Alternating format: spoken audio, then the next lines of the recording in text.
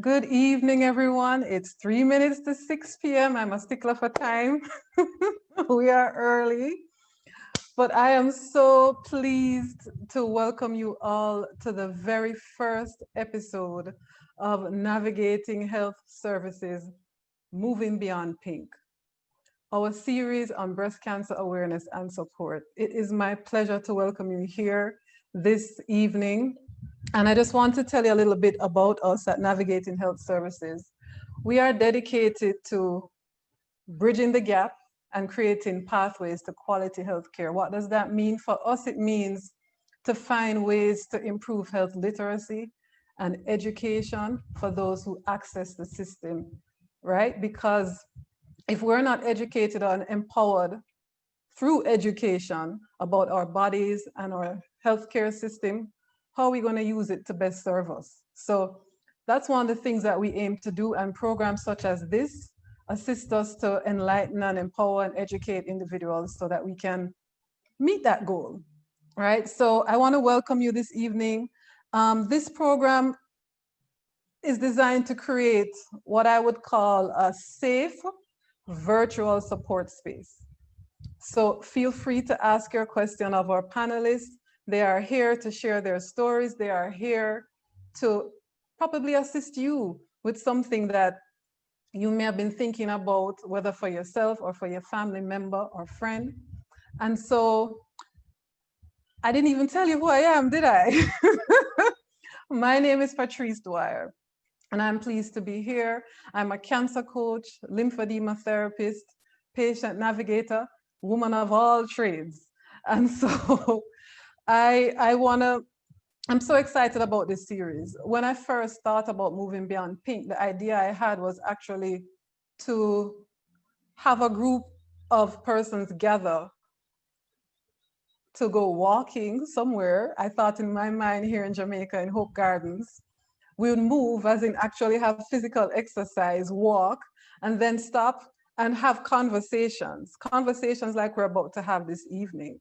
But COVID came along and it kind of changed everything, but it's okay because I think everything leading up to tonight's broadcast was perfectly aligned, including how I met my two guests. So without further ado, I want to talk to you about these two awesome, inspirational women who are joining me this evening to share with you. I have with me Sonia Lang and Tanya Powell. Now, these ladies, I'm telling you, the way I met them too, I think it's just divine. Let me start with Sonia. Sonia actually followed my Instagram page at Patrice Transforms JA. And of course, I went to check out who this person is, this new follower. And when I went into her page, I realized that, she was going through a journey that was interesting to me. And, I kept looking at her posts and so forth. And actually, when I thought about this program, she came to mind and I thought, let me reach out to her. So I did the thing I would normally do. I just reached out, direct message to her on Instagram. She responded and she was so open to share with us this evening. And so I'm happy to have her here. And Tanya and I met during COVID right here in this same platform. I started offering consultations online during COVID, and Tanya saw my little adverts out there and she reached out to me, and this is how we connected. And like I said, people, it's just divine. I told her about this program and she was happy to be a part. So let me tell you a little bit about Tanya. Tanya is a certified leadership coach and trainer. She also works as a certified personal development and executive coach. She works with and inspires individuals and leaders to improve their performance and effectiveness in the areas of leadership, development, personal development, team engagement, and customer service and sales. Tanya has spent over 20 years in the financial sector, successfully training, coaching, and mentoring sales and service teams, an experience she now uses to help individuals, entrepreneurs, and corporates to improve their performance and effectiveness. She's described as passionate, charismatic, and a game changer. And I tell you something, I can attest to all of these things. Plus, she has a smile that will light up any room. See it there? right? Tanya believes that it is in change that you discover your purpose. Tanya's journey with breast cancer began at the end of 2019, and she has found ways to tap into the very same knowledge and experience she has gained from coaching to help navigate her path on this journey. We welcome Tanya with us this evening. Welcome, Tanya. Let me tell you a little bit about Sonia Lang. Sonia was dedicated over 20 years of her life caring for others in the nursing profession. And she's currently the president of Sonia's Saviors, a nonprofit dedicated to providing personalized care packages to people undergoing cancer treatment. She's 37 years old and lives in New Hampshire with her husband Ryan and her 5-year-old daughter Penny. Sonia's journey with breast cancer began in the summer of 2018. At the age of 35, when she was diagnosed with what was described by the radiologist to be stage 3 invasive and very aggressive HER2 positive breast cancer. The start of her journey was by no means typical, but I'll allow her to share her story. When in the middle of chemo treatments, her husband was diagnosed with a very severe health challenge, and she has also had to be caregiver to him. Sonia believes there's nothing she and her family can't handle, can't get through. She says we are positive people who want to be good examples for our daughter, Penny. So, ladies, unmute your microphones and let's get into this conversation. Welcome, welcome, welcome. Hi, Sonia. Hi, Tanya. Hi. Hi, Patrice. Hi, Patrice. Hi, Tanya. Hi, Sonia. It is and hi, everybody. So great to welcome you all here this evening. Thank you. Yes, I see people coming in from all over, and you know, you won't regret your decision to join with us this evening. So we're going to get right to the discussion. So the very first thing I want to discuss, ladies, is how did your journey begin? Sonia? Okay, I can go first. So as Patrice said, my name is Sonia Lang. I'm 37 years old. I was diagnosed with stage 3 aggressive, very invasive breast cancer, HER2 positive, on September 27, 2018. I was in healthcare at the time. I actually did not feel any lumps or bumps in my breast, though I did regular checks. I was having chest pain and kidney pain. I went to the doctors for a physical, mentioned it, was sent to then a cardiologist with negative results. Based on my age, they decided not to do a mammogram at the time because I was under 40. And so they ended up, I requested a chest x-ray because the cardiologist felt that my heart was good, but there was something wrong with my lungs. So fast forward, I requested a chest x-ray. The chest x-ray led me to a CAT scan because they found what were 2 or 3 spots on my right lung. The CAT scan picked up spots in my right breast, which led me to my first mammogram. And I was then told that I had 3 masses in my right breast. And yeah, I was diagnosed on September 27th of 18. Yeah. So one of the things I wanted to speak about, you know, based on what you just said, is the fact that you had no lumps. No. She had no lumps in her breast. And one of the things that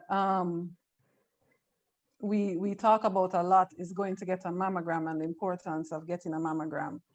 But if you like for Sonia, who at the age of 35 at the time, that was challenging because it's not normally done so early where she is, right, Sonia? No, it's not done till you're 40. Insurance won't cover it. And even with a history of breast cancer. Correct. My grandmother actually had breast cancer, my maternal grandmother, and she Had it when she was 37. She had a mastectomy, and I actually requested mammograms based on the findings and was denied them for years. We will get back to that. But Tanya, let me hear how your journey began. Yeah, so it's so funny. I was also diagnosed in September. But yeah, so I got my diagnosis last year, September. I think it was about the 27th. But what it was that in 2018, just a little backstory, in 2018, my mom was diagnosed with colon cancer. And given you know, the trickiness of her tumor, we opted to go abroad for her surgery. She did everything else here, really, started chemo and everything. Went away to the surgery, and I went with her. And so I was away with her in the US for about 8 months. One night, you know, I was sleeping, and I literally felt, well, the first thing for me is that I started to feel out of alignment. You know, we know our bodies and we know when something is wrong, but you know, we also create these stories around what's wrong. Maybe, you know, and one of the stories I was creating was that maybe I'm approaching early menopause, you know, because I was hot all the time. But, you know, I really felt that out of alignment, but ignored it. And then one night, you know, in bed, I literally felt like a bolt of lightning shot through my left breast. And the next morning, I got up, I felt the lump. I knew, you know, we were getting ready to come back home. So I didn't say anything to anyone at the time. So when I got back home, you know, I made my appointments. And, you know, they take a little while for you to get appointments. Went in, and yeah, and we got the result. So, you know, it just kind of unfolded that way. But I think the important thing in just how was for me was about not listening to my body, you know, and so that's one of the things that as we speak today, I want to urge persons to do, listen to the body, and don't just, you know, ignore what you're hearing, what you're feeling, what you're seeing. Get things, you know, checked out. Yeah. That's a very important point, Tanya, and I really want to stress that, because I don't, based on the number of people I would see coming to me daily, that's one of the conversations I have with people a lot about. Do you know your body? You know, what is your body telling you? Because oftentimes there are signs that we have, and like Sonia, if you didn't trust your gut instinct, Yes, you know, you wouldn't have insisted right. that the tests were done, you know, and I think maybe what helped you too would have been the profession you're in and where you're Correct. located for work, and the fact that you could probably put a little bit more pressure than the average person could, and that you also had a better understanding of what was happening. Yes. I see a question coming up for you, Sonia, about genetic testing. Based on your family history, was that recommended for you? Did you do genetic testing? So I had asked for the genetic testing ahead of time, as well as the mammogram, got denied for both. But after I got diagnosed with cancer, I was able to get genetic testing. I did the panel with 84 genes, and I tested negative for all of them. I was shocked. So I carry no genes for any type of cancer whatsoever. Wow. I know. Ooh, so We're calling this a fluke thing. It's a fluke. Yeah, that's what they're calling it. Wow. Okay, so the journey began in a weird, like I said, the journey was not straightforward for Sonia at all. No. So moving past that moment when you first heard, this is what's happening. Well, before we move past that, take us through that moment. when you first heard what's happening? Ladies, For me, both of you. well, for me, you mean like when I found out, or when I went to the mammogram, or which part do you? When you found out. I was at work. I was taking care of patients. My radiologist told me that he would get me the results in the morning. Come 4 o'clock in the afternoon, after waiting all day, I got the call, was asked to sit down.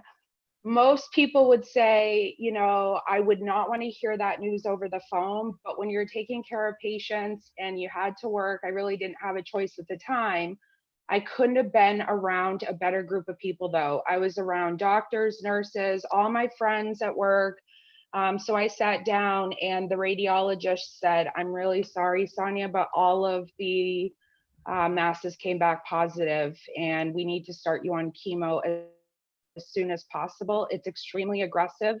It moved from my breast actually to lymph nodes under my arm, right in my right armpit towards my back. So definitely was shocked. I still feel like it were yesterday that I got told. I just remember my mom coming to pick me up and bringing me home to my husband.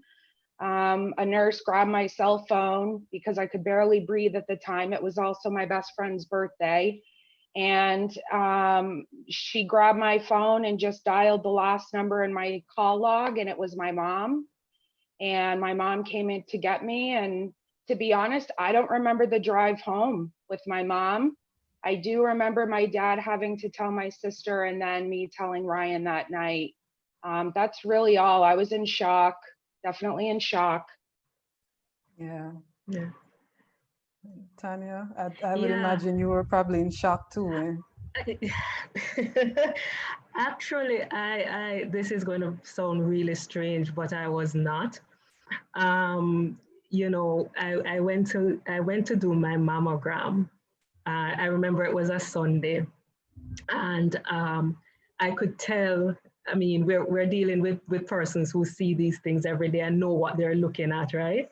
And I was staring up at the doctor because what had happened is that the doctor had said to me when I was doing my mammogram, usually they don't do biopsies on a Sunday. And so I would also have to wait a couple of weeks to get my biopsy done. And then, you know, a couple of weeks for the results. But she actually said to me, I have some time today. I have some space. This is probably divine because I don't usually do this. But you'd have to pay out of pocket. And I'm throwing this in because there's a financial component that at some point we have to talk about. And, you know, she said, but you have to pay out of pocket, meaning no insurance to get it done if I wanted to get it done on the spot, which was $150,000. God bless credit card. So I got that done. And then the doctor called when my gynecologist called and he said, you know, come in, you know, whatever day it was at 1 o'clock. My boyfriend went with me. We sat down. He said, boy, I'm so sorry, but, you know, your test has come back and, you know, you have cancer. And I sat and I looked at him and he looked back at me and I looked at him. And I said, okay. But I think what had happened to me was going through the journey with my mom, having felt all the misalignment, having felt this huge lump. You know, in that moment, I had already said, Lord, I know you'll get me through this. So by the time I got the actual result, I think the doctor was staring at me like, aren't you going to say something? Aren't you going to cry something? Yeah. You know, but I was already in the space of, I'm going to get through this. Yes. And so that, you know, in that moment, the thing for me was, I hope there's no spread, you know, and once I was there, so I wasn't shocked, obviously concerned, very sad about it and everything. But in that moment, I was like, well, let's go. Let's go. Let's do what we got to do. Yeah. So ladies, you know, just listening to you both, you know, both of you were caregivers for others. Yes. And you both went into your experience as caregivers for others. And I'm hearing, what I think I'm hearing from you now is that that experience prepared you to face your experience in a Absolutely. better way? Yeah. Yeah. Yes. Yeah, you know, for me, I mean, and I'm not a certified caregiver in the true sense of the word caregiver, but you know, we have a close-knit family, my sister, my brother, and while I was away with mom, you know, when you talk about someone who I describe as grace under fire, you know, she never wavered in her faith. She never questioned. She never gave up. We were just doing what we had to do, and our faith together was growing. So I think that in itself helped to prepare me for my journey.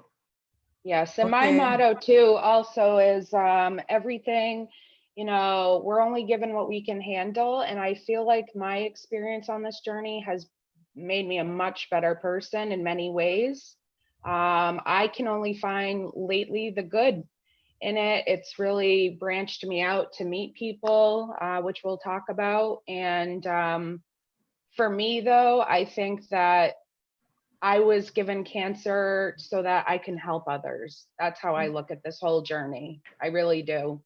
Well, put a pin in that because we're gonna discuss that in more detail. But for now, I saw a question come up. I wanted to address that because I should have done so in my opening remarks, if you will. Someone asked if men get breast cancer.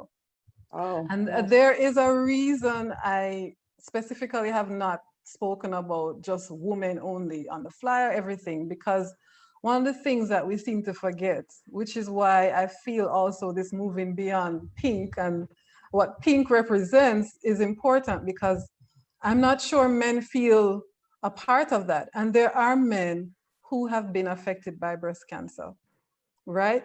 They've been affected in several different ways. There are men who have been going through the experience by themselves, as you know, as in they've been going through the experience of breast cancer in their bodies, but there are also the men who support the woman, Mhm. right? And vice versa, the women who support the men. But there's an issue with that. And that's leading into what I want to discuss next, which is who did you tell and why?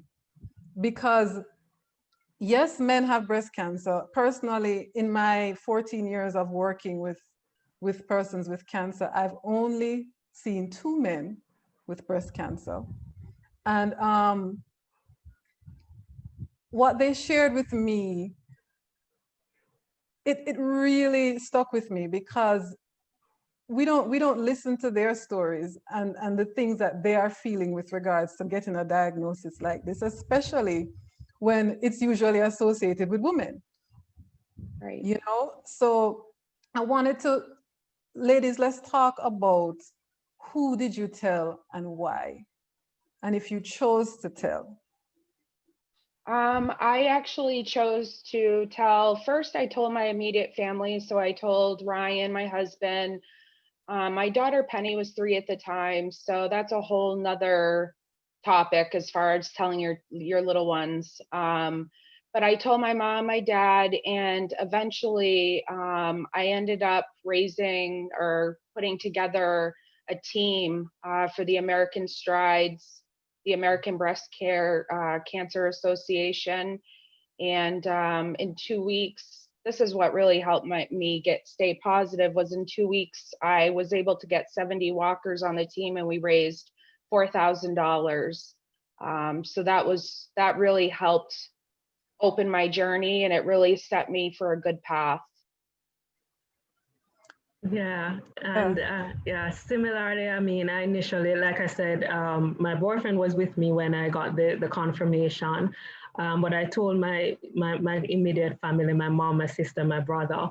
But then, you know, just like Sonia, as I started my journey and it was unfolding very quickly, for some reason, it just felt like um, you know, I was learning so much, and I felt like other persons needed to hear some of this stuff I was learning, not just from not just for persons who were diagnosed with cancer or so, but just for persons on a life journey, because I just see this as a part of my life journey. And so I was really learning something as simple as the importance of asking questions when I'm sitting in front of the doctors. That's not something we naturally do, most of us do. And so in that moment, I was learning how to really ask questions. I was learning about how to find resources. I was learning words like being really patient. And so I felt like, and so I felt like, and I was, and you know, I was going through doing my test, and so I was starting chemo, but I was still working, you know, I was still coaching.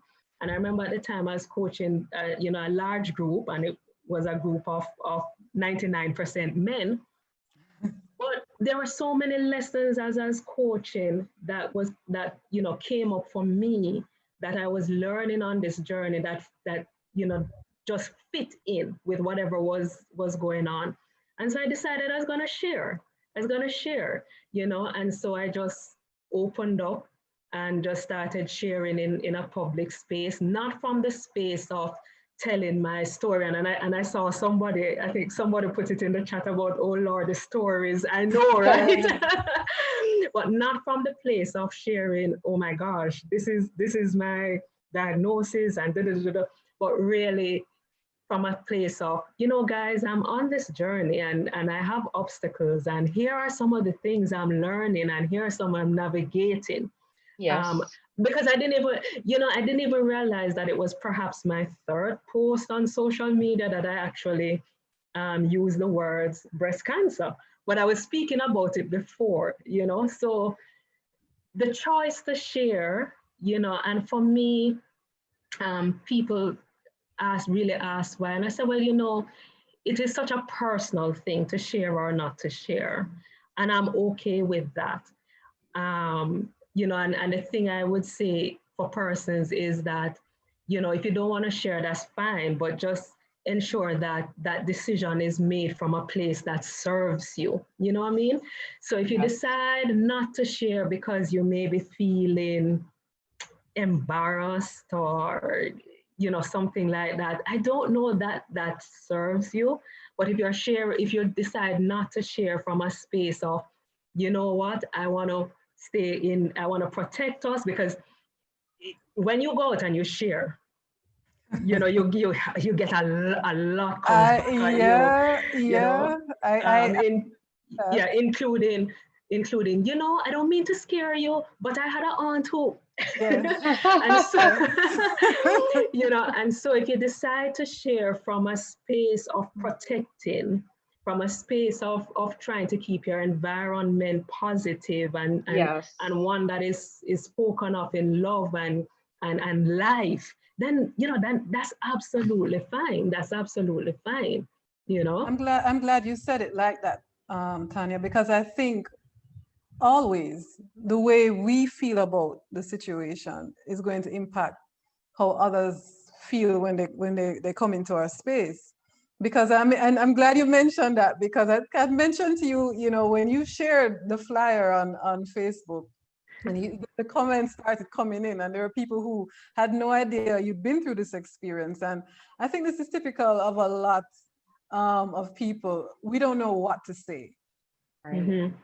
And it's like this big elephant in the room. Oh my gosh, people have all these things in their heads. And sometimes people say things that, you know, not that they mean to insult or whatever, but it comes across as being inappropriate. But it's just because they don't know what to say. You know what I mean? And also, there's this interpretation of what you say. You know, you're saying, you know, thank you, you know, I'm keeping this journey positive, I'm doing what I'm doing. And they're like, is something wrong with her? Yeah. Did she hear what she was, you know what I mean? And so I think all of that leads into why many people don't want to share their stories. Because the feedback, you know, the feedback is what some people are not prepared to deal with, or, you know, they just don't want that, you know. But I do feel that we have the power to impact how people respond. Absolutely. Yeah. Yes. You know, and so like you said, Tanya, I like what you said about, you know, the place you're coming from. when you share, that's very important. But I also wanted us to think about and talk a little about when you don't share, what impact that has on you and on the people who you choose, your small inner circle that you choose to share with, because it does have an impact. Personally, I've had people who sit in front of me where I'm the only one, myself and the doctor who's treating them, they're the only ones who know what's happening. Wow. And I've tried to have conversations to say, but you need to share with, your mother at home, whomever. And I'm thinking of a particular person now whose story touched me because that happened on her journey.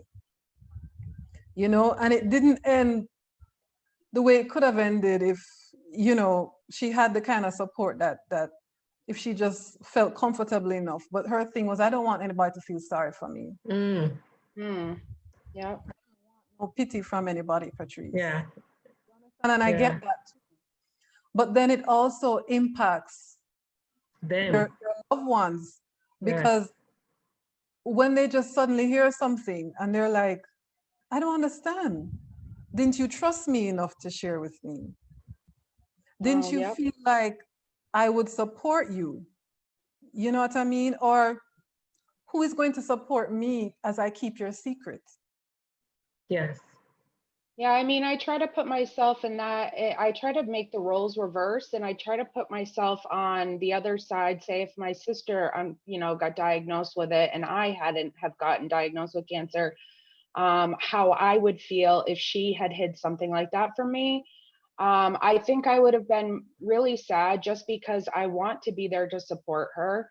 I feel like for me, I really needed the support. I really did. I come from a very close family. I have very close friends, and the few of us that we do have together, we all pulled together. I really needed the extra help. So for me, sharing is caring. I feel like sharing, I was able to get support, but I also was able to enlighten people, and I was able to educate them, and I was able to tell them that I would be okay, and I could prove it to them by staying positive, by getting up, by going to treatments. I never skipped a beat. So for me, I understand why people don't share, but I think it's very valuable. I think to have that support is so valuable. I can't even stress it enough, especially when you're so sick at the time. I just think that for me, I needed my family, and I didn't dwell on it. I just, like I said, like Tanya, let's go, let's do this. Yeah. Yeah, I agree. I mean, also, one of the things I think about, and both of you were in a work environment, and I want you to talk a little bit about that, because your diagnosis for you in particular, Sonia, impacted your work. Yes. Right? And I'll let you share that experience, but think about when you don't share and you have to turn up for work. Maybe, you went ahead and shared it with your HR department at work so that they were in awareness, because, you talk about insurance, other things that you needed to take care of. But you have to turn up at work, because I know people who do this. They turn up for work, they're undergoing treatment, they have not shared with the people around them, and they feel pressured to be able to perform the way that they would normally perform, especially, when they're in an environment that maybe for some women male dominated, and it's like, look, I don't want them to be looking at me, less than, I'm this high powered woman, this is what, you know what I mean? And so I don't want the pity. But Sonia, talk about your experience in terms of work. So for me, I've been in healthcare nursing for 20 years. And at the time when I got diagnosed, I had just hit my 10th anniversary at our local hospital. At the time, I was working in a primary care office, and I was told, so I decided that, like Tanya, I wanted to work as I could. So I worked probably for two months on chemo, very aggressive chemo. And I did share with people because I was at work when I got told, so they understood. For me, my direct supervisor said, don't worry about your job, just get better. We're all supporting you. In the middle of my journey, I actually lost my job. They ended up giving my job away. It was posted, which then led me to losing my health insurance, my dental insurance. My husband lost his health insurance, dental insurance, and my daughter lost her health insurance and dental insurance. The point that I want to get across to everybody also, on top of losing my job, is I did all of my 30 aggressive port treatments at that hospital. I did all 35 aggressive radiation treatments at that hospital. And I also had 4 surgeries at that hospital. So as an employee and as a patient, I really learned a lot about healthcare. I also learned a lot about I'm not the only one. There were 10 of us this past year who lost our jobs due to cancer and not being able to go back when they felt it was necessary for us to come back. So that's what happened to me. Like I said, when one door closes, another door opens, but it has been hellacious trying to find medical for my family and dental for my family. Wow. What about you, Tanya? How do you feel it may have impacted your work? Well, for me, I really do my own coaching, even though I had a contract with another coaching company. And so when I started chemo, the extended group I was coaching, and I was sharing with, what happened for me. So I wasn't so what happened for me was that these guys were turning over stones to find resources or people for me to talk to, or if they knew anyone who brought the medication into the country, But what it also did is that, and it just so happened on the day when I would have face-to-face with them would also be my chemo day. And I say, guys, we gotta keep this on point, and because I'm going cross town for chemo, and they were just so supportive. Mm-hmm. The person I had the contract with too was also very supportive. So for me, it didn't impact certainly in a way that it did Sonia, for sure. And I found that I got more support in one way or the other, in that space. Yeah. And listening to you, one of the things I'm thinking about here now, listening to Sonia talking about losing her insurance and losing that type of support. Yeah, Tanya, and I'm listening to you now, and I have to bring this up now. What I didn't know when I put these two ladies together was that they had some connections in terms of their the medication and things that they're on, and some connections with that. And we need to talk about embracing support in terms of finance. Okay, it's a major issue. Huge. Sonia mentioned some of the medication she's on. I know maybe a lot of you who have joined us may have heard about Herceptin, and may know that Herceptin is very expensive. Certainly here in Jamaica, you're looking at what, $5 million for the year. And then there also Perjeta, which is three times Herceptin as expensive as Herceptin.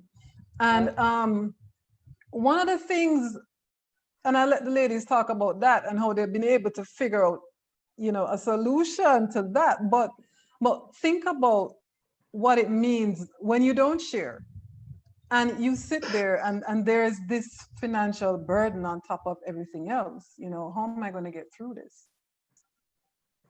And, I know a lot of us now, we see a number of, what you call it, GoFundMe and other fundraising activities that will pop up every now and again on a page. And, sometimes there are people who are a bit heartless when you listen to the comments that people make, like why they want so much money. There are still people who do that, and they don't have a clear understanding of how expensive this can get. And this is just talking about 2 drugs, not the other series of things that come with that, the blood work, the scans, the seeing people like me, and all of these things that contribute to that. So tell me a little bit about that, ladies. How have you been able to navigate and embrace support for your to cover the finances of your treatment?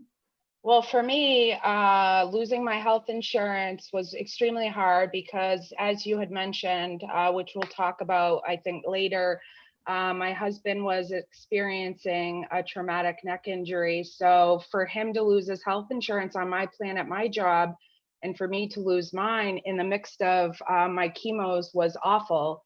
So I did receive some bills because I had to go from transitioning from the hospital to the state insurance that I applied for. And I have received a couple bills, and one bill, it makes me laugh because they charge you for the actual administration, the drug. So I got Herceptin and Perjeta. I got 30 rounds of that. And then I got Taxol and AC, which are very aggressive chemos. But just in one of those, it was $18,000. And that you're responsible for if you don't have coverage. And that is, so they charge here in the United States, they'll charge for the actual drug itself, but then they have a total separate charge for the administration. So for sticking the needle in my chest was $6,000. And then for just the medication part of it was 12,000. That, you're right, Patrice, does not include blood work. That doesn't include a lot of things. That doesn't include the prednisone, steroids you're hooked up to, or anything. That is just the Herceptin, Perjeta, and or chemo. Yeah. Yeah, and yeah, so I'm on those 2 drugs also. So for me, in terms, so especially for persons tuning in from Jamaica, you know, the Herceptin for the year is roughly $5 million. The Perjeta that you're looking at if you can, about 18 rounds every 3 weeks. It's $500 and odd $1,000. So that's roughly 5,000 US every 3 weeks. So multiply that 5,000 US or thereabout by 18 or 12, the minimum. Yes. So luckily for me, and boy, let me tell you, when you have faith, you know, and you open up. So while I was away, I had popped out in March, and I popped by my insurance company. I said, you know what, with what's going on with mom, because we're in the States, we didn't have insurance and everything. I said, let me check on my insurance policies. Suffice it to say, they were lapsed, just about. Mm-hmm. And so I just started talking to the insurance agent, and I said, listen, you know, this is what is going on with my mom, and I'm away and whatever. And she said, okay, if you can pay everything up front, we can reinstate. And everything in me told me to do it. So when I got my diagnosis, you know, a couple of my critical illness policies kicked in.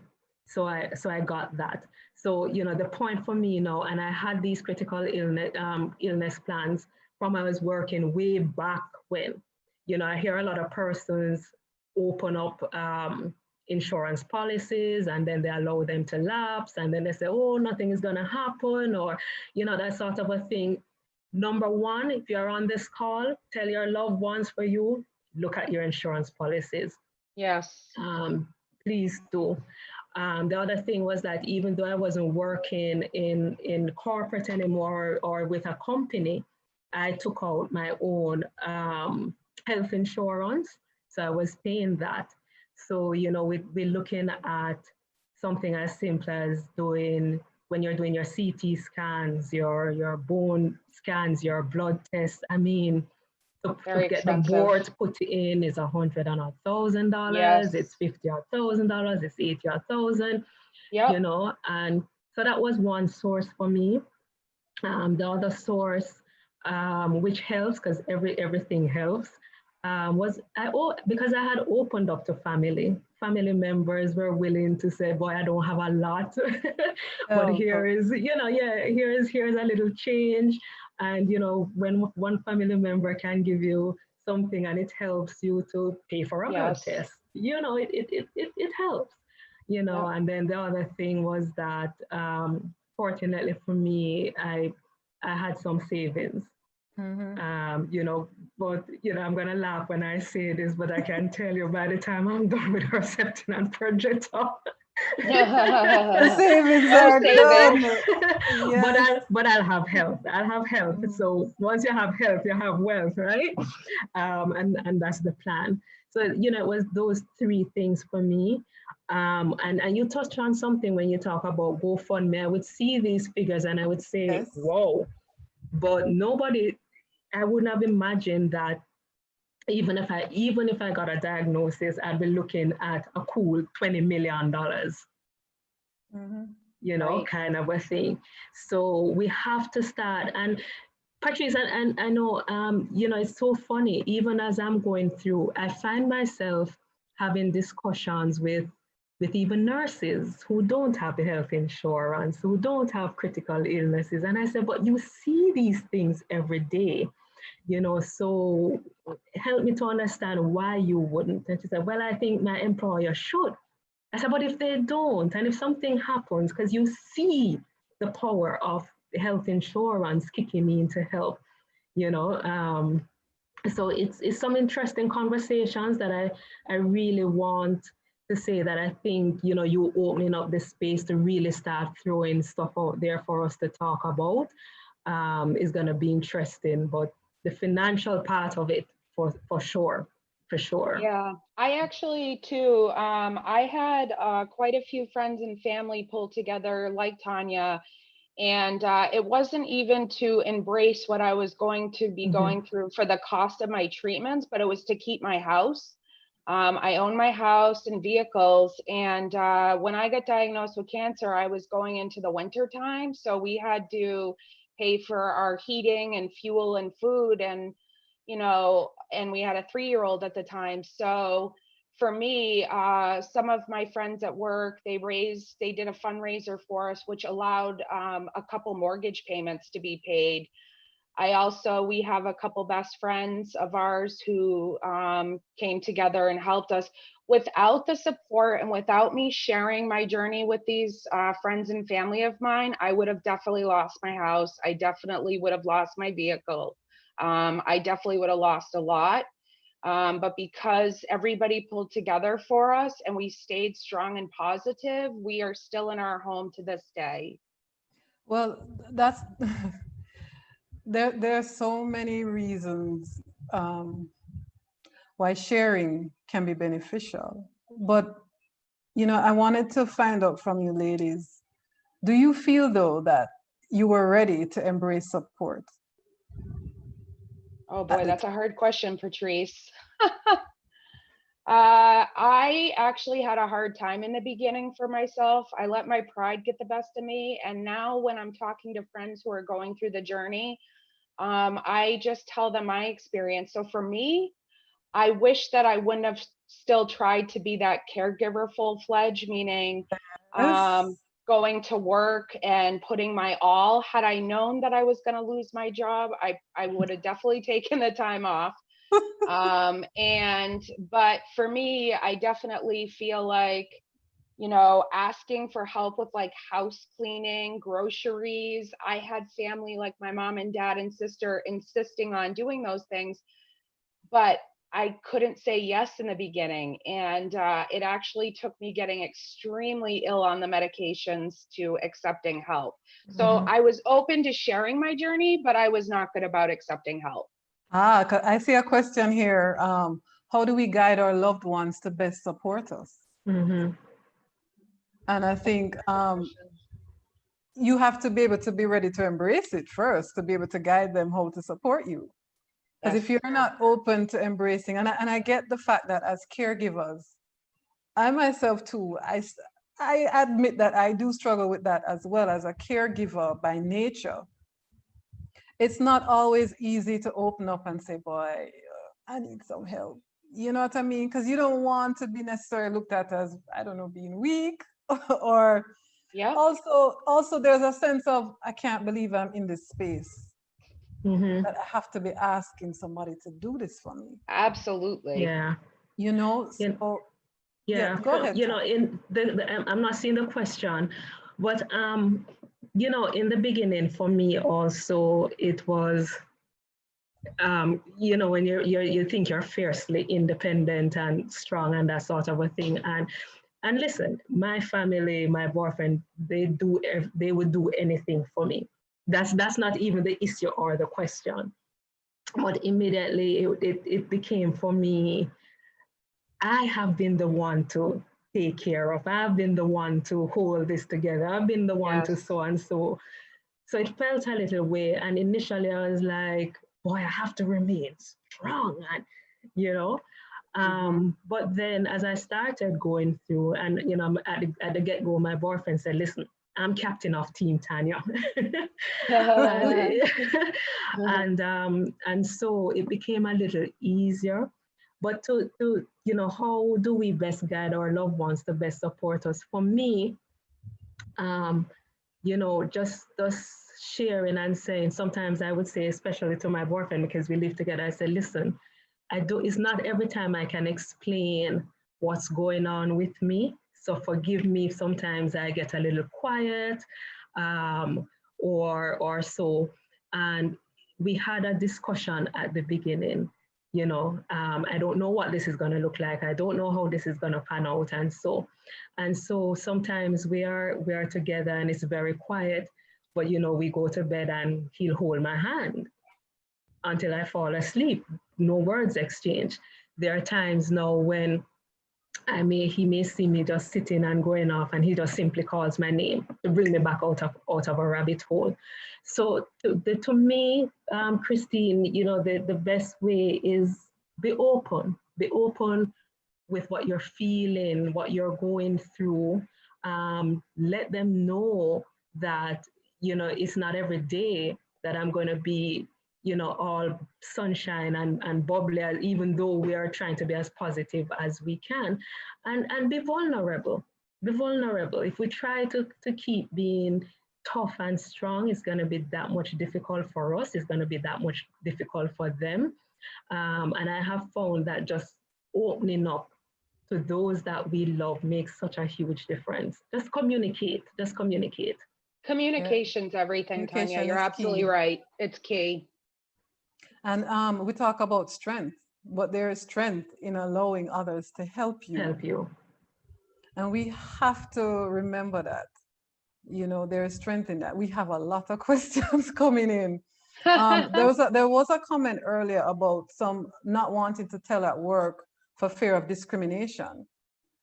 And I think that is for sure true, because Yes. in our discussions before at Sonia, we had talked about how people spoke about breast cancer when the way they looked at it, you know, in terms of how they Well, it's a minimize good it. cancer.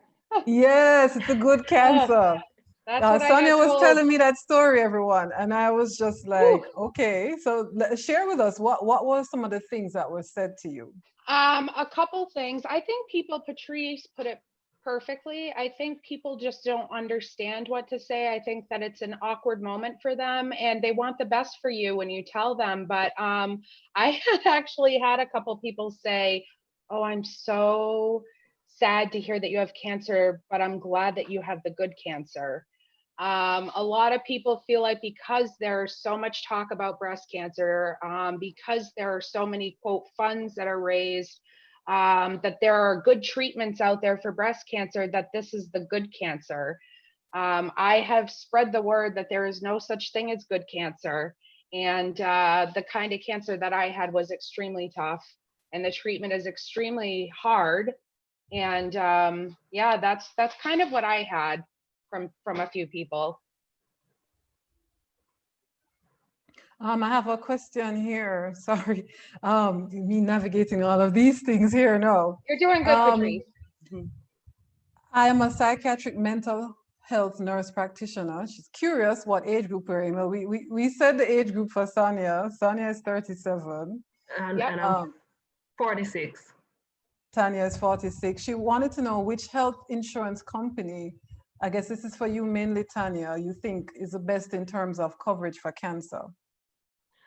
Oh, well, I wouldn't want a response from a place of knowing which is best. Which is best. Mm-hmm. Yeah, I do have with Sagicor, my regular health, and but I had critical illness coverage from both Sagicor and Guardian. So that was good. You're not limited for policies like that, but I use Sagicor, and it's a blessing. Yeah. She also wanted to know, did any of you get mental health counseling or psychosocial support? I'm actually in it now. What I had told Patrice, life after cancer for me has been extremely hard. And I recently went through a pretty deep depression. I've gotten myself out of it, but I actually did put myself in counseling due to COVID. We do it over the phone right now, but I am in counseling. I feel like it's very therapeutic for me. It's a whole new way of living. When you go from one day of working full time and just being your quote regular person to getting such a diagnosis like myself, it was extremely tough. Yeah. What about you, Tanya? I have various ways. I have not, to directly answer the question. And I think that is simply because I am still in my process. This week, it's my last week of radiation. So I'm still in my process. And so just going through. I don't know if this helps, but I have immersed myself in a lot of readings that I feel really support me mentally. The Power of the Subconscious Mind, The Power of Positive Thinking, Go there. Yeah. We're going to go there. We're going to go there. Yeah. We're going to go there. No, not yet. Not yet. Not yet. No, because sometimes I do feel like, okay, Tanya, you need to talk to someone outside of your loved one and your circle. Yeah. And I think, Patrice, you have pretty much sort of become that go-to person at this point. So I am aware and I feel it already that will need to come. Yeah. And I see a message here. Tanya, mom says she's very proud of you. So I have to put that plug in. Oh, yay. Boy. We're proud of your mom too. Yes. Oh, she's doing fine. She's good. Amazing. Supporting each other. That's the way. For me, I just wanted to mention one thing while we were talking about counseling. Also, too, for me, writing has been very good for me. Mm-hmm. I journal, and I've been journaling my journey for over a year on Caring Bridge. And for me, not just counseling, but writing and getting my experiences out so that others can read it. And I write very honestly, and I don't sugarcoat things in my writing. So I definitely love to write, and I find that's a way of kind of counseling, to let my thoughts out, and also for people to read it and respond has been awesome.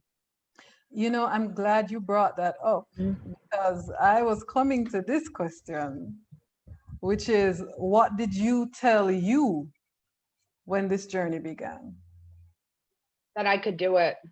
I knew 100%. I'm a mom, I'm a wife, I'm a daughter. And when I got told the very day, I was in shock, but the very next day, I will tell you, I woke up and said, I've got this, I'm gonna do it, I'm going to do it. I didn't have a choice at the time. Yeah, and similarly, from the get-go, it was like, let's do this, we can do this. Yes. And as I said, being with mom, my faith had grown tremendously. And there was a saying that we had that, God is the healer and the doctors put the bandages on.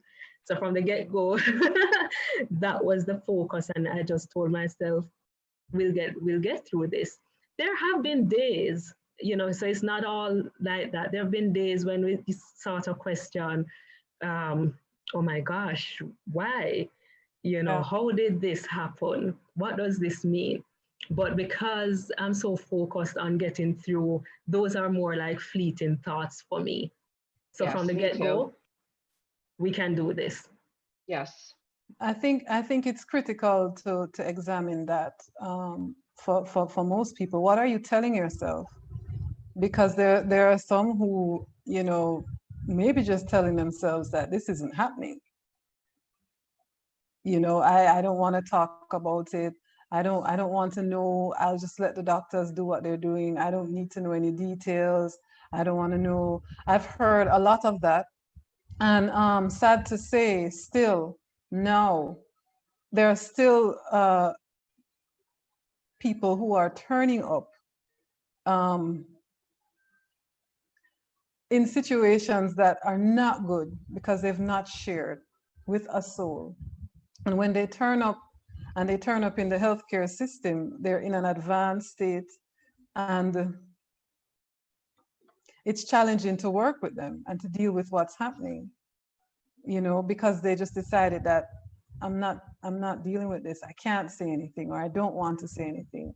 And I'm just going to tell myself that this isn't happening. Mm-hmm. Yeah. And also what I've been told by some women I've met who've been in that situation, that waited a long time without asking for support or for help. They've said, I remember one in particular saying to me, now that it's at this point and I have to ask for help, what am I going to say to my family? I feel guilty that I didn't say anything. Mm-hmm. Are they going to judge me now? Are they not, how are they going to respond to me now? They're going Yeah. to be upset because I never said anything. And then that there is another extra burden that they have to deal with. Correct. Yeah, and I think someone had put in the chat a little bit earlier about something about education, and even as I sat in front of my surgeon initially, he was saying, "Boy, we have such a long way to go in terms Yes. of education around where the medicine has come. That is not necessarily an indictment. It's not a death sentence anymore. How things have changed and progressed, but there's also this, I think the person had said, there's still this taboo about it. And so if I Yes. talk about it, there's some persons who still also believe that if I talk about it, then I'm going to die. Yeah. And so a support group like this, I think we really have to look at a real educational aspect of it, because especially if you go into the public system, I sat beside a lady when I went to do my bone scan and CT, and she said to me, "So you've done surgery already?" So I said, "No, I was just diagnosed." And she said, "So how come you're here?" I said, "What do you mean?" She said, "Well, like I was diagnosed in June, and by July, I had taken off both my breasts. I don't understand." This was now in September. "I don't understand why they have me here doing CTs and bone scan and so forth." And I realized in speaking to her that she had no clue what her treatment was supposed to look like, what was going on, and she actually said nobody knew. So, a big part of what I really want to bring to the table is really helping to break some of those taboos and myths and what I'm going to call crazy thoughts around Yes. the moment, you feel that this is what it is. I I totally agree. there's a lot when you talk about fear, Mm-hmm. because I've encountered people who I meet who don't share, who are at home in challenging situations. And when I get to the bottom of it and have a conversation, this is where the navigator comes in for me now. Yeah, what's going on? You get to the bottom of it and you realize that what it was, I had a bad experience in the hospital some years ago. And I don't trust them. I don't trust that they're going to care for me. So I'll just not go. You know, there's so many, we tend to assume oftentimes we have an assumption about the reasons that people don't access care, but it goes way deeper than we think a lot of times. You know, and sometimes it's fear. Yeah, and when you talk about taboo to Patrice, one of Taboo the and things stigma. and stigma, what I've realized also is that there's this thing that if you get cancer, something is wrong with you. Not wrong from the perspective of, yes, you got it, but you or your ancestor, somebody must have done something wrong in the past. You need a saltwater bath, eh? You need a saltwater bath. So, and that sort of thinking also leads to people not sharing, because now you're thinking, okay, if I share this, and you know, for me, I'm a student of the mind. I'm a work in progress. I'm learning that thoughts create, you know, and about energy and everything. So you ask the question, what were you telling yourself early on, you know? And as a coach, and I talk a lot about mindset, and so, you know, at one point I found myself saying, so hold on a minute, if thoughts become things, what the heck were you thinking that gave you this thing? You know, I even went there. Suffice it to say, I've put that to rest, but there are a lot of persons who also think that I might have done something, or my ancestors or my grandparents or my mom might have done something to cause this, and stop them. Yeah. You know, one of the questions I ask a lot of people who come in front of me, like I said, mainly women, is where do you think this is coming from? And what's been interesting for me over the years asking that question is that I hear all kinds of stories. Like people could tell me that I feel this happened because I was abused as a child. Or, you know, I just came out of a challenging relationship, and that's when I first started to feel unwell. You know, and I do think that our emotional state does impact our bodies. We know this. Yes. You know, but I do find it interesting that it's like they could pinpoint and tell me, I think this is it. This has contributed to, you know, my situation. You know, I see a comment here, and I'm going to read it from Tanya. Tanya said, my grandmother did not share because of the taboo and stigma surrounding cancer.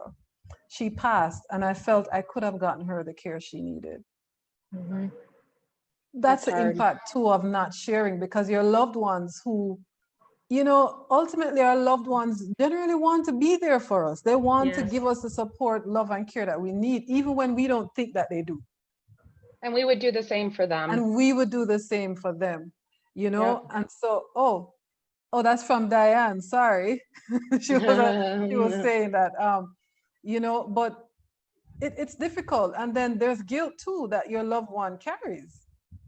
What if I could have done something to at least make your journey more comfortable? You know what I mean? And so, whew, let's breathe. There's a lot. There's a lot. Yeah, now we get into the exciting part of the conversation. Yeah, we are getting to the exciting part of the conversation. You know, and she was saying she was angry. Was angry, yes. She was angry. And I get it, you know? And also, there's anger that's directed all over the place, especially if, you know, the journey ends with cancer for some. You know, and I want to stress this thing about a journey as I move into the next question. I look at life as a journey. And on this journey, we have potholes. And, you know, I was telling these ladies the other night, you could be going to the supermarket and you have a smooth, clear highway. And you get to the supermarket, and when you're turning to go back home, there's fog, there's rain, there's an accident, you have to divert to a different route. There's a pothole and you get stuck in there.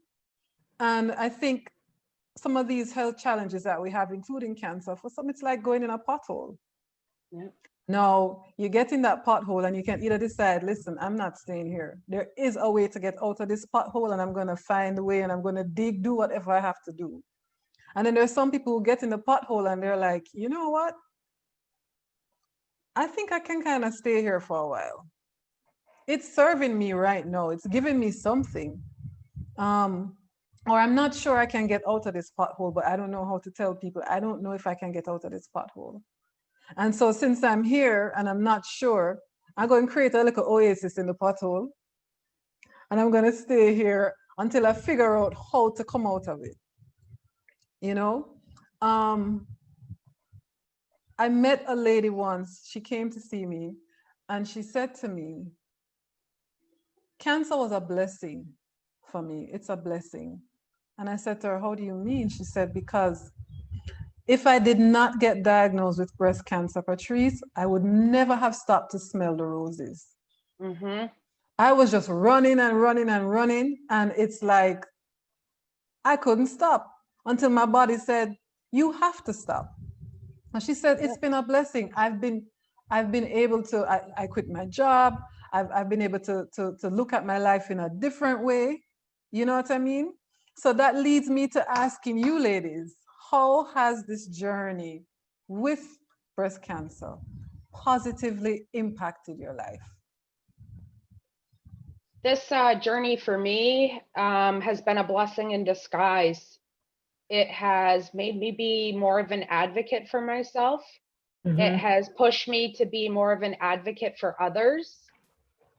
Where I might have before been more quiet about topics or things that I was passionate about, I'm much more open. I'm not afraid to speak my mind now. I'm not afraid of anything. So that's for me. Yeah. And similarly, I mean, for me, it has slowed me down. But what that slowdown has allowed for me is to reconnect with me. Yeah. Yes. Reconnect with my spirituality, my awareness of my oneness with God. You know, Yes. and I say that without apology. It has positively impacted my relationships. Yes. They've grown deeper. You know, my mom, my sister, my brother, my boyfriend, stronger, more intimate. Yes.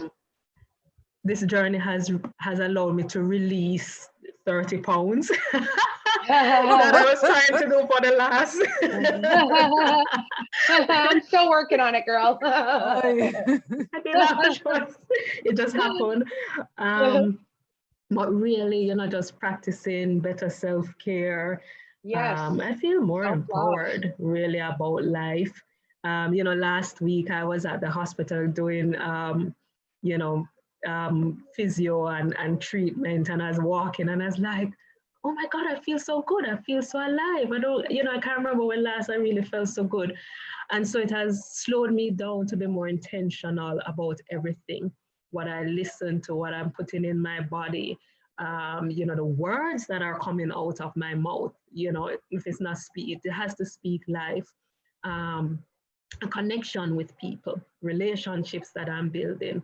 The positive is that it has forced me to take a look at my finances again. Yeah, me too. In a big way. So, you know, for me, the positives have seriously outweighed the negatives. Me too. Me too. Seriously. Yeah. Yes. Yeah, just grateful to be in the space. Yeah. I'm going to have you get into that a little bit more, but there's something I wanted to point out or to ask you ladies. What do you feel is the role of support groups and organizations of that nature on this journey? Because we spoke about family support, we spoke about, you know, other types of community support, but how do you feel about support groups? For me, we have something called at my treatment center called the Hope Resource Center.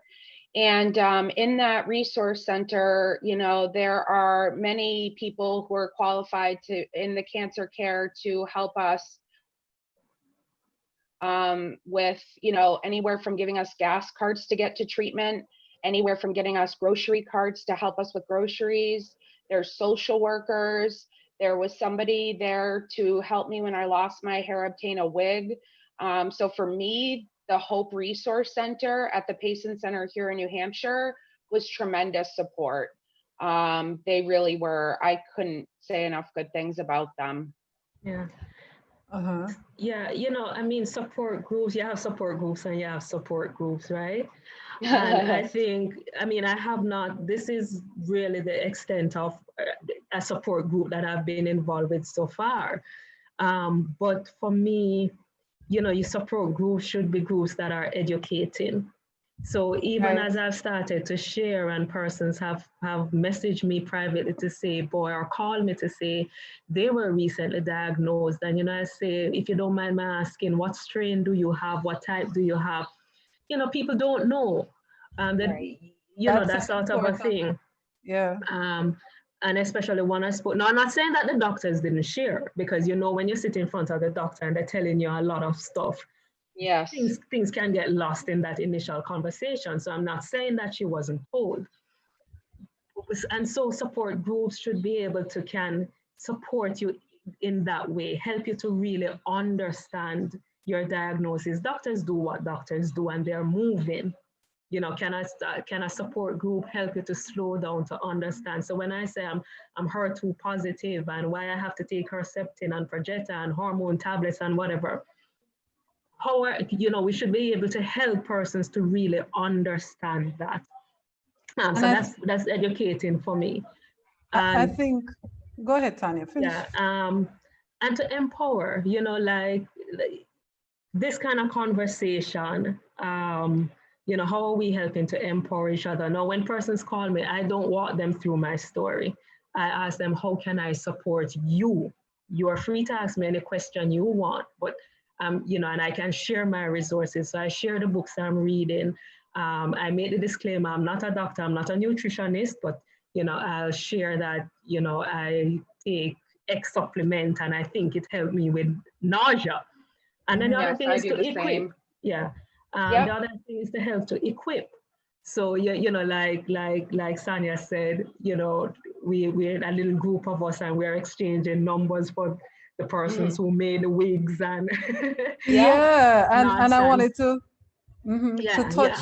to touch on that, because one of the things that when we had spoken before about when you sit there waiting on your treatment, what happens in that waiting area with the other people who are waiting, the Oh, types of relationships that develop just sitting there and having a conversation with someone. And when I think about support groups, for me, I think that's critical, because I'd said it earlier at a group I presented at earlier this year.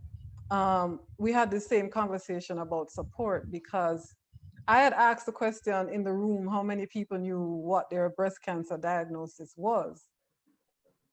And there were very limited hands in that room. And I had people asking me, are there different types? And I was like, yes, there are. And it's not an uncommon thing, because I've had people sit before me and they have no clue. And like you said, Tanya, I'm not going to say the doctors didn't tell them. It's various things, because yes, when you sit in front, of your doctor and they're telling you all these things, half the time, some people they're not able to take it in for whatever reason. And sometimes they're lucky enough to have a family member or a navigator with them, yeah. someone who can help to kind of guide the questions and to get the responses that they need. And I explain to people it's important to know what you're dealing with, Mm-hmm. Yes. Mm-hmm. because that's going to determine how you're going to be treated going forward. Mm-hmm. And how are you going to understand your treatment plan if you don't even understand where you are? Right. And I Yes. feel like support groups should assist with that. I think everyone who have gone through on a journey with cancer, just like you ladies are going through now, I stress it, you are all valuable resources for every other person that you meet going through the experience. Your experience is unique to you, but the truth is, there's a lot about navigating a particular hospital or treatment space that you could share with that lady who looks so nervous when she's sitting beside you about to go through her treatment. Yes. Like, Yes. oh, and you're like, Yeah. don't worry, I did this last week, and Yes. this is what we Yes. did. And this is Yes. how you're going to be able to move through, Yes. in a better way. So I look at support in that way. And I Yes. feel, there is a very important role for groups that offer support. It's also a challenge, though, I think, I'm not sure how, in your culture, Sonia, but for us here, because of the nature of secrecy, privacy, I don't even want to say privacy, because there's privacy and there's secrecy. A number of people don't want to be in that setting, support group setting. Yes. Because people are going to know who I am, what I'm going through. Even though this is a support group related to what you're going through, there's still this air of, I'm not sure I want to be out there like that. Confidentiality. Confidentiality is a big issue. A number of these issues come up when people think about joining a support group. So I find here people are a bit more guarded about that and about openly sharing, right? Because of a concern. I see both. Yep. You see both there? I see both. Yeah, I definitely have seen both sides of it. I've seen people like myself who just want to advocate and get my story out there in hopes that I'm helping others. And then I've also seen people who wish to have nobody at their treatments. They wish to not really share their stories, but I've noticed that they will listen and they will take what you're saying or what the support group is saying. So I've seen both sides of it here in our culture. Okay. Well, now that we've gone through those various types of support, I wanted to ask you, though, what do you feel about, and this may be a little bit touchy for some, but what do you feel about the global narrative on breast cancer? The terms that are used, terms like survivor. Mm-hmm. And I mean, those of you who looked at my flyer, you may have noticed that I did not put survivor on the flyer. I actually had thriver on the flyer, thrivers. I like have that. my reasons for that, but Yeah. how do you feel that the language surrounding breast cancer impacts the way people thrive on their journey? So, for me, and I was searching for a word because I think similarly like you, that's my thought process. And when I saw on the flyer, you said thrive, I was like, oh, I really like that. But Patrice, for me, I still take it back to the individual. And I take it back to an individual choice. And so even as I listen when you and I and Sonia were talking, and I listened to even Sonia's story, and I realized that there are some persons who really feel like they came within an inch of surviving this thing.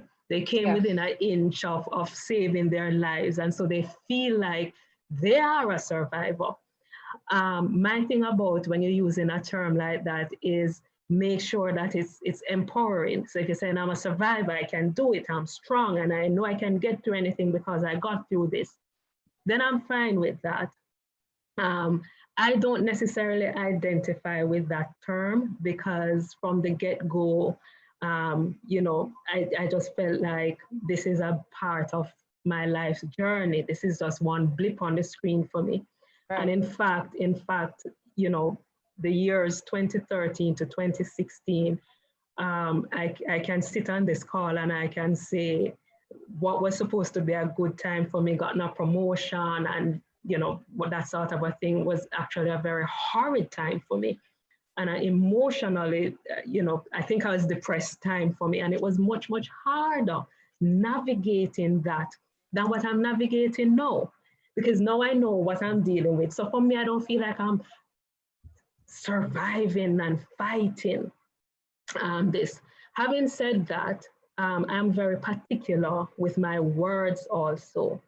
And so I also believe that even as we're navigating, we have to be mindful of the words because words carry weight and carry emotions.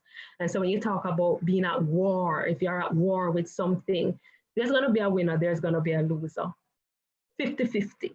You can win, this thing can win. So I'm also very mindful of it. Like I say, it's individual choice, but for me, I choose I choose other words, like I'm thriving through this because, it's just a part of my journey. I am overcoming challenges, but I never ever say I am fighting, I am at war, because that in itself for me creates negative emotions, negative responses, and how I start to view things. So I think, let me let Sonia share. For me, I think provider is a good word. I also think thriver is a good word. For me, I'm in the beginning, I used a lot of the survivor because, like Tanya said, I was such inches away from death that for me, I was a survivor. But I also look at myself as an advocate now. I prefer that word. I prefer being an advocate. I like advocacy. So that's for me. I love thriver. I'm thriving in life. I, like Tanya, it's another bump in the road. It's a big bump in the road. It's a huge pothole that we've had to go in. But for both of us, I think we've both come out of it pretty well, as far as we just want to be advocates. Mm-hmm. We want to help people. We want to make people see that there are good and there are bad, but you can get through it.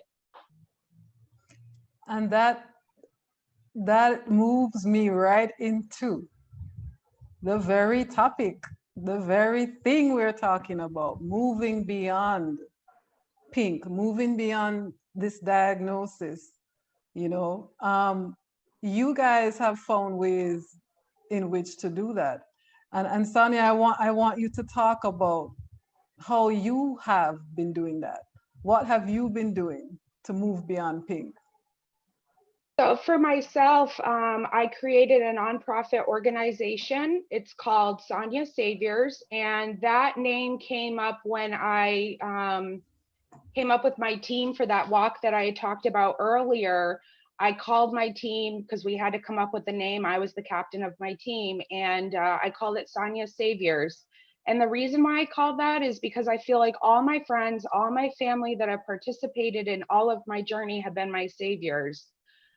So that name really just stuck with me. And as Patrice said, I really wanted to find something to give back to the community and to help those going through the journey. So I created this nonprofit organization. And what I do is I create cancer care packages for patients going through active cancer treatments. I myself am 9 months out of IV treatments. And in 6 months, I have gotten out 111, as of today, care packages to patients all over the United States. I put these care packages together based on donations of either supplies, or I also have a website, soniasaviors.org, where people can go on to my Amazon wish list, Venmo or PayPal account, and that's how I put these together. So like I said, in 6 months, I have put together 111 cancer care packages. And this has been huge for my family and myself in our healing. It just is a great way to give back. I am getting a huge positive turnout from people. I have patients requesting them for themselves, and I have patients, family and friends requesting them, coworkers. I'm always getting requests. I have thank you for that, Sonia. And for those of you who want to follow Sonia's journey, she's at Sonia Saviors 2018 on Instagram.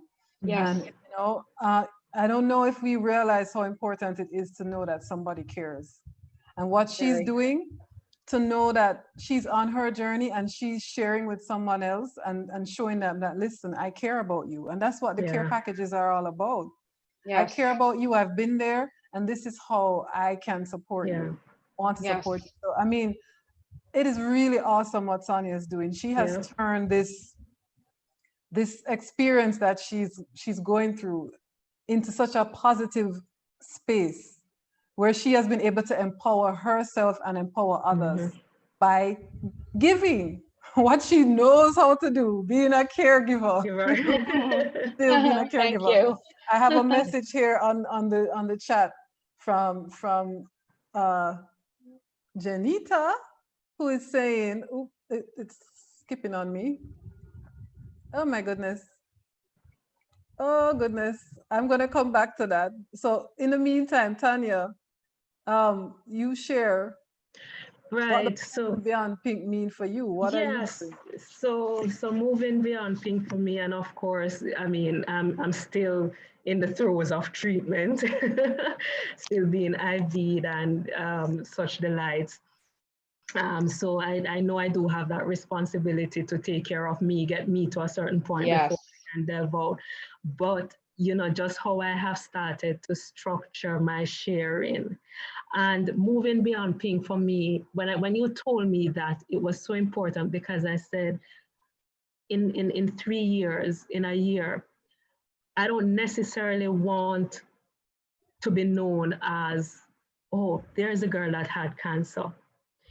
But I want to be able to be the coach, the person that someone can say, look, that girl has gone through some stuff in her life and she is sharing this and has taught me this. And, you know, Yes. so that is how, because it's beyond, for me, it truly is beyond this. And so, you know, for me, I've just started to put together how I'm sharing, educating, but you know, I have right now, I have a little group that I it's coming together, that I work with and just encourage and just listen. So, you know, that's where I'm at with it. But, you know, it's moving, empowering me is, you know, my meditation, my gratitude journaling. Yes. And so I'm already creating this nice little gratitude journal out Well, of that. explain to people what this gratitude journal is for those who don't know. Oh, you know, gratitude for me is the beginning of of it all. You know, gratitude puts me in that space to take inspired action. And so I have my notebook. It's a simple notebook, that every morning I get up and I just start writing what I'm grateful for, you know. And what it is that when you focus on the positive, you know, more positive comes, you know, and we could get into the whole law of attraction and that sort of a thing. But, you know, maybe another call, That's but another you know, chat. that's another time. It's very, Another discussion. it's very easy for us to focus on the negative, the It effects is. of the chemo, you know, the It effects of is. surgery. And so my body hurts. Personally, my body hurts when I start thinking negative. So I Yes. focus on my gratitude journaling every single day. I'm just writing out what I'm grateful for. And that in itself just sets up my great feeling. And then, you know, I go out. So that's what that is. I'm seeing here a question. I wanted to get into it. Well, it's not a question, it's a comment from Jacqueline. I've only met one male with breast cancer. That was about 20 years ago when I was a young OR nurse. He had gynecomastia. It was aggressive, and when we did the pre-op visit, he was, oops, this thing is jumping all over the place. He was depressed and very negative. Yeah. Oh goodness. Yeah, I think The gist of it basically though is that unfortunately he passed away shortly after, but she wanted to stress the importance of us not leaving the men out. mm-hmm. Oh, absolutely. Right? I actually went to chemo with a gentleman who was being treated for breast cancer. And we talked about how in October it was extremely hard for him because pink, we look at that The color and moving associate beyond, it with yes, women.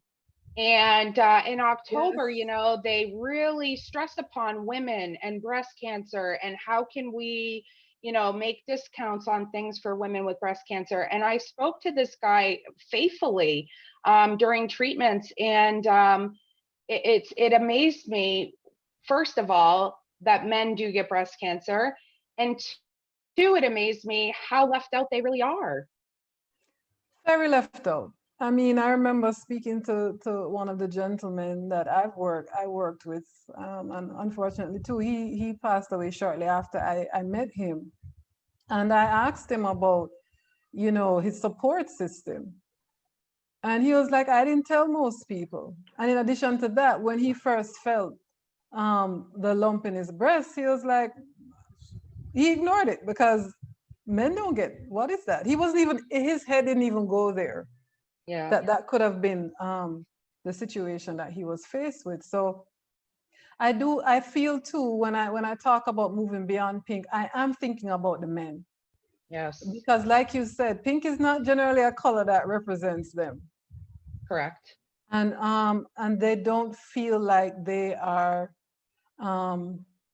really thought of as much, I don't think, in this whole narrative on breast cancer. Yeah. But perhaps for your next session, I mean, I know you didn't specify women only or anything like that, but perhaps for the next session, you can say men invited, men we want you on, men we Listen want to to me, you're hear you. invited.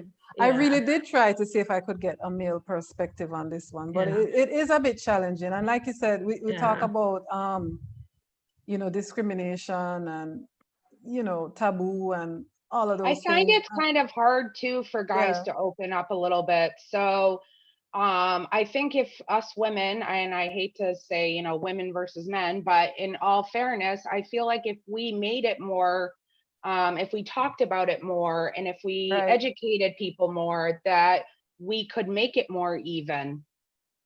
I agree. I just think, yeah, it's something we need, because even in October when we're stressing mammograms and stuff, really and truly, Yes. men are not going in for mammograms. No, they're not. And Yes. they're not checking on the first of every month either. They're not checking their breasts. They're not, No. all of these things that, are important for women to think Correct. about. But for men, it just doesn't relate to them. So I think it's something for all of us to think about, how we are going to move forward and include them in this conversation and in settings such as these. There was a question that came up, Sharifa, is there a difference in the willingness of persons with dependence or with low income to share or access treatment? And I think I would say yes, to some degree, because there are the people who feel like, if this thing is going to take away food from the mouth of my family, maybe I shouldn't say anything, or maybe I shouldn't do that, But also, I think oftentimes with something like this, it's people also not having awareness about the types of things that are actually available for them. So we have to be thankful that here in Jamaica too, our public health system, it has its challenges, we acknowledge that. But there are some systems that are in place that can actually assist people with a lot of these services, a lot of the care that they need. A lot of people are in the public hospital receiving chemotherapy and radiation. You know what I mean? And so we can't just always say, boy, the system no good, it's not working. We have to understand too that sometimes we are at fault because we don't understand the system that we're in. Correct. So when I Yes. talk about, navigation, or I talk about, what navigating health services wants to achieve is for people to have a higher rate of health literacy, understanding of their condition, and also have a great understanding of what services are available to support them on whichever journey that they're on. So education is a big part of that, Sharifa. I really feel that way. Yes. That if more people were openly sharing about their challenges, and in awareness that there were also other support systems available to help them, that we may reduce that low incidence of people who may feel like, boy, I'm taking food out of my family's mouth by going to do this, so I'm not going to do it. You know what I mean? Yes, access is everything. Access to those services is everything. And I think for me, when I started my journey and lost my job and had to really scramble around to keep everything, I think for me, first of all, by doing that, it made me a much bigger and stronger person, but I also was able to use my own personal experiences of filling out forms and completing things to help others. So now I have a huge report of people saying, How did you obtain state Yeah. insurance so quickly? How did you do this so quickly? How did you make it so you didn't lose your house? What did you have to do? So, I mean, for me, I didn't have any friends or family at the time going through these things. So I taught myself, but now I'm taking my situation and I'm teaching others. Right. Advocacy, support. Huge. Yeah. Wow. I'm looking at the time and the time is going. It's going. I Fast. feel like, there's so much more that we could discuss. But I wanted to get some more questions from everyone. I know there's been a lot of comments coming in. I'm sorry I'm not keeping up as well as I could. But what Janita was saying earlier was basically that you ladies are an inspiration. Thank you. Thank you. And that it was her faith that kept her going on her journey. Yes, faith is a Yes. huge thing. Hope, Yes. faith. Yes. Belief. Belief. Yes, belief. So what does it say? Apart from time off, do organizations provide support for treatment, or is that just discretionary? I think that is discretionary. I don't. Discretionary. Yes. It definitely has to be. It all depends on the culture of the organization that you work with too, because there are some organizations that have a more family-oriented type culture. And they let you know from the beginning that we're here to support you. And maybe in those organizations, people may feel more comfortable sharing because they already know they're in that environment. But if you're in an environment where it's cutthroat, I don't know, Tanya, you were in the financial industry. From what we hear, that's a cutthroat environment. Some levels, but maybe in industries like that, it's more of a challenge for people to open up and share. And then organizations, depending on what I guess their mandate is and whatever, they may not necessarily provide you that support either. Yeah. I'll tell you, my work really shocked me being in healthcare. To lose my job, I'm still shocked by it. You think that you would support your own people. And that was really, it's taught me a lot about the organization where I came from. And I don't blame my friends that were a part of the organization. I blame the actual above. The people that really didn't look at my situation as seriously. And, I just feel like I've lost a little bit of hope with healthcare as far as taking care of their own. I feel like I want to protect those people, and I'm trying to come up with ways and solutions for people who are in healthcare, who are going through these things and who are losing their jobs.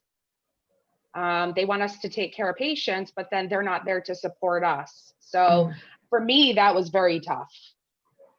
So, and as you mentioned that, I want to talk about the supporting the supporters. Yes, supporting. Yeah. We talk about because this virtual support system that we're creating here at Moving Beyond Pink is not just about you and ladies like yourself and people who are currently facing the challenges associated with breast cancer, but your family and your support system. And we really need to think about support groups that support the supporters, the caregivers Yes. of all of us. Yes. And that is critical, because if they feel supported, they can support you better. Yeah. So part of my work always involves family. Sometimes I probably become a part of family oftentimes, because you get so involved, and I know people tell you don't get involved, but it's difficult not to get involved, when you're sharing in such an intimate space with people. And that's what this is, and so I'm so excited that we have this platform here now, and this program is about building a community of support. So even after we end this episode, feel free to reach out to myself or any of these ladies, right? You can reach out to me, whether on Instagram, email, navigatinghealthservices@gmail.com, to Tanya D. Powell Yes, One, Tanya D. Powell 1 on one Instagram. on Instagram. Sonia, Facebook. we're creating a system of support for all of you. Do not hesitate to reach out. If you want to reach out anonymously, that is fine. But Yes. reach out so that someone can support you. You may be sitting at home and thinking that what you're going through it alone. You are not. Yes, please reach out to us. Yes. You are not. And as we move forward with this series, I'll have other presenters come on, and we're going to be discussing a lot of other topics that some of it came up in the chat. People are asking questions, but some of these things will be answered in future episodes. Someone mentioned here, I think it's Diane. She talks about it goes back to education and speaking at a level that people understand, because that's part of the Yes. challenge I find. People sit in front of you and you're spouting off all these medical terms and they have no clue. And in our culture, we don't like to ask questions. So that's a big barrier right there to receiving care. Yes. So one of the things I do is I always ask people who sit with me, do you understand what I said? Oftentimes I'll hear, yes, I do, yes, I do. And I look at them, I'm like, nah, you don't understand. And so they say, you know, just tell me back in your own words what you just understood about what I said. And that's when I get the, you know, and I say, listen, there's no point in you being here if you don't understand. I don't want you to leave here and not understand, because it means that you're not going to be compliant with what I'm asking you to do. You know, so it is true. We need to be able to break things down in a way that people get it. Yes. Because that will impact how they feel like sharing. Yes, so yeah. Ladies, is there anything else you want to discuss about support? I wanted to ask too, if there's one thing that you felt at the beginning of your journey that you could have received in terms of support that you didn't readily receive, that you've thought about now that you're looking back. Is there something that at the beginning of your journey you wished you would have received with regards to support? Probably, well, maybe not in the very beginning, because a lot of my support that I really needed came from my mom and my dad, my sister and my husband. But paperwork, there's so much paperwork that comes with all of this. And when you lose your health insurance, or you have to get signed up for health insurance, or filling out paperwork just to get into an office, I would say social work. It would have been nice to have a social worker get involved at my diagnosis to help me with that paperwork. You needed a social worker. You needed a navigator, Sonia. I needed yes, I needed you, Patrice. Yeah. It is true that is a heavy burden for a lot of people. It is. And then, Already you know, being for serious. myself and my husband, I was doing both Yeah. of our paperwork. So for his health stuff and mine. And then think about the people, the persons, and we still have people out there who are not literate. Correct. And I just wonder how they get through it. Yeah. They fake it. A lot of times people fake it. And then they don't get the resources they need. That's correct. Yeah. That is correct. So I feel like that's why Tanya and I, you know, not to cut you off, Patrice, but I feel like this is a huge reason why we got cancer, we got through it, because we are going to, in fact, turn around and help people through this. Yeah. We have to. What about you, Tanya? Is there one thing you can think about? Or more than one thing? Not really, because similar to Sonia at the beginning, you know, I had my support family, and so I think lucky for me, I had doctors who I have doctors, you know, my oncologist, surgeons, and so who are very patient, very understanding, and they have guided me, you know. I mean, whatever I needed, wherever I needed to go, they would sometimes even pick up the phone and make that call for me. And so, I have been very fortunate that way. But then I also recognize, because I also, because of the Herceptin, ended up in semi-public at UWI. So I also do see the other side and recognize. So when I sit there waiting and I'm speaking to other persons, I recognize me helping them because my doctors guided me. I'm helping to guide them. So I do recognize that that I am fortunate that way with my group that I have. And so that's one of the things, and I'm excited, you know, with what you're doing to just help to navigate. So for me, you know, I've been grateful how my journey has unfolded. So I can't think of anything up front that, you know, I said, boy, I wish somebody had told me this. I mean, as you go along, you're like, boy, if I didn't know this, but, you know, nothing big that sticks out, but certainly from a position of now understanding more so that I can help others. Yeah. I love that. I see a comment here from Beverly. Doctors don't have the time to sit and talk in depth about the journey. So the navigator plays an instrumental role here. And I agree. Yes. I mean, it's not something that we talk about a lot, and it's new to Jamaica. And I have to give a prop now to Navigating Health Services. You know, in February of this year, we actually had our first training program for patient navigators here in Jamaica. We had some awesome participants. Awesome. And, you know, it is so important, even for them. Most of our participants actually are persons who are thriving too on their journey with breast cancer. Yeah. And so for them to be able to look at it from another perspective as well and see how they can utilize their experience to be valuable resources to others, to know how to assist people to ask the questions that they need to ask when they're going to see their doctors, to help fill out the paperwork, Sonia. Yes. Yeah, and to also guide people to the resources that are available that we don't realize that we have. You know what I mean? Through our healthcare system. Thank God here we do have the National Health Fund. We have the various cards, the NHF card, and that will cover certain aspects of your treatment. But some people are not even in awareness that those things are there to support them. Right? And a lot of us don't even know. We sign up and fill out all these stuff for insurance, and we don't even know what our insurance policies cover. Right. So that was a big learning for me. Yeah, it's useful to really sit down and have these conversations and discussions openly, so that you can know what is available to best serve you and care for you. Yeah.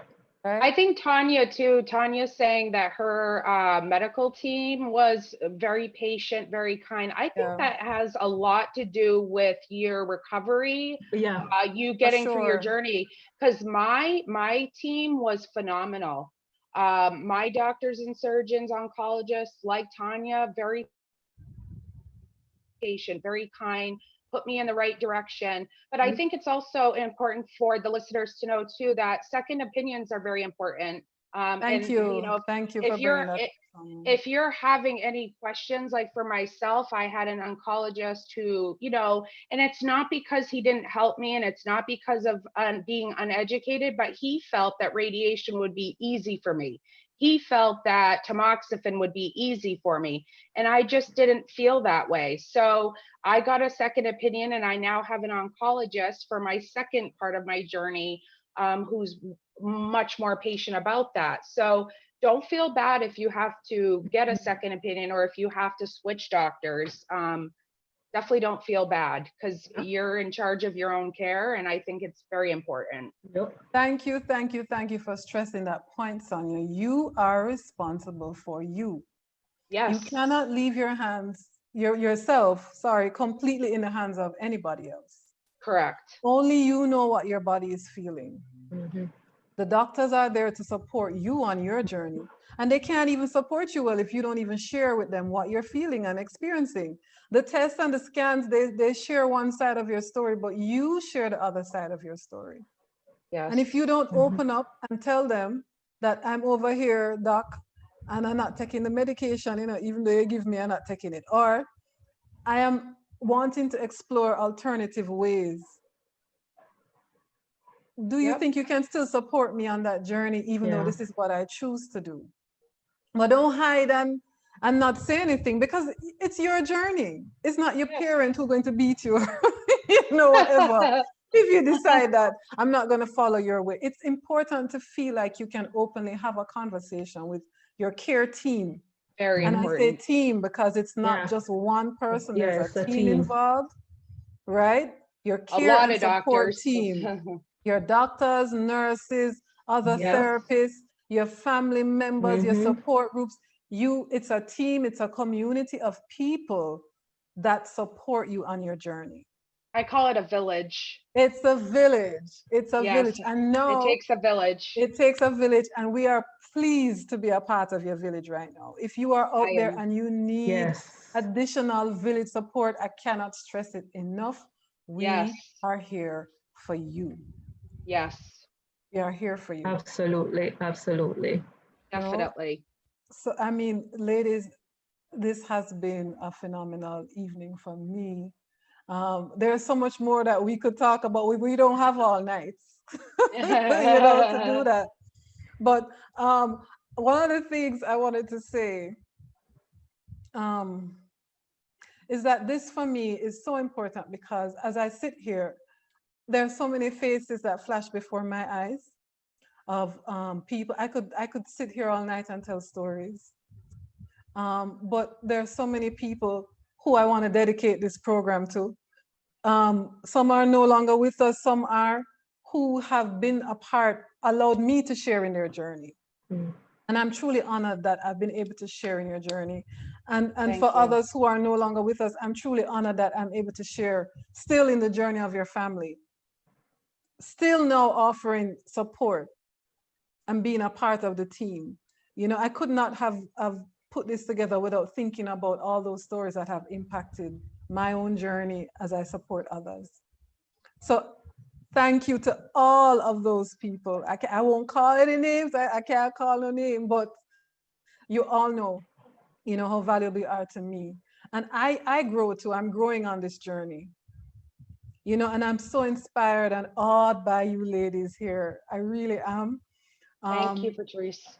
And I thank you so much for wanting to be a part of this. I know it was not necessarily easy to be vulnerable and to share your experiences, with everyone.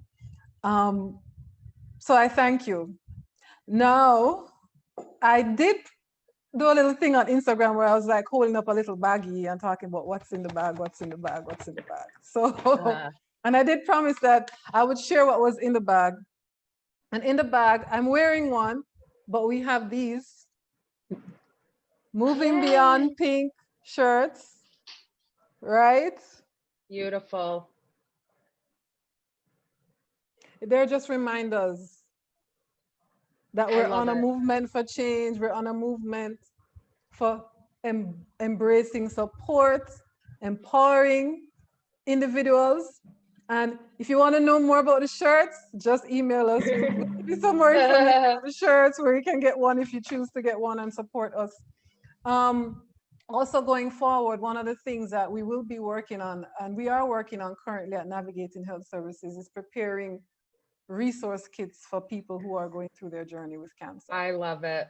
Our resource kits, yes, I was polling a number of people I've worked with on their journey to kind of find out what are some of, just like I asked these ladies, that you feel would have been there, that you'd have wanted or didn't have on your journey.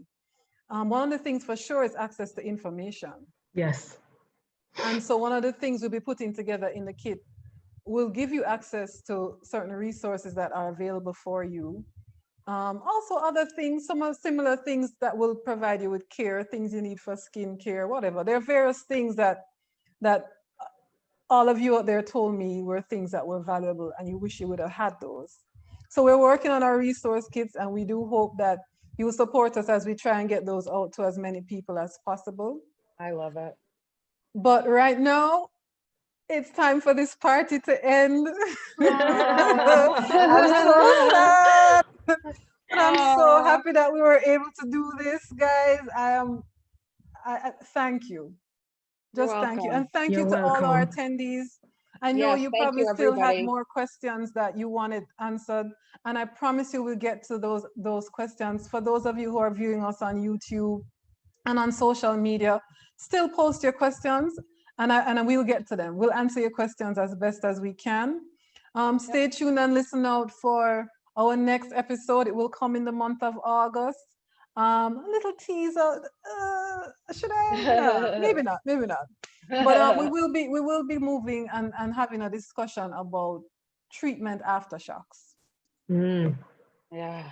That's where we will be going next on this journey. And I welcome you to join us then as well. But I want to thank you once again. Last shout out for any questions for anybody here with any questions. Patrice, I just wanted to quickly just reiterate that my care packages, I would like anybody who is viewing this, if you know of somebody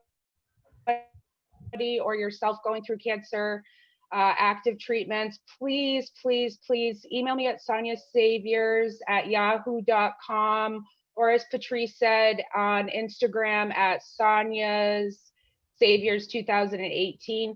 I really just want to get you out of care package. These are no cost to patients or anybody who's requested them. I just can't stress enough that I would like to get you one.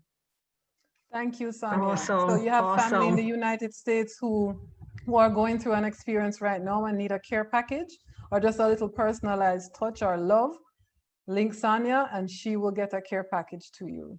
Thank you. Thank you, ladies. Thank you, everyone, for joining in tonight.